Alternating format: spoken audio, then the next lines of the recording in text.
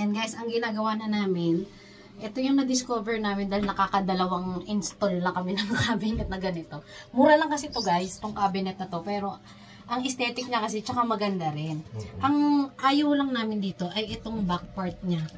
Para lang siyang illustration board guys.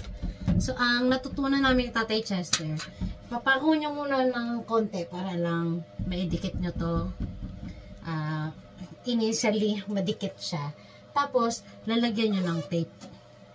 Para mas matibay. Dahil, pag hindi nyo nilagyan ng tape, mapupunit siya. Pag nahatak siya ng konti, mapupunit na siya. So, kailangan i-tape nyo. At, kung gagamit kayo ng malaking tape, gumamit kayo nitong dispenser.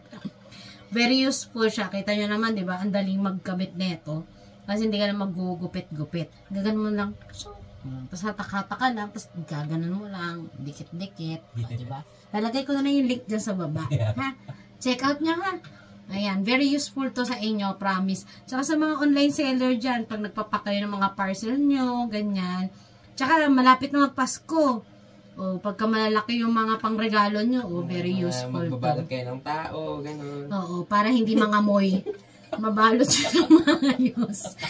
Pag gumagawa kayo ng illegal, gumamit kayo nito para mas convenient.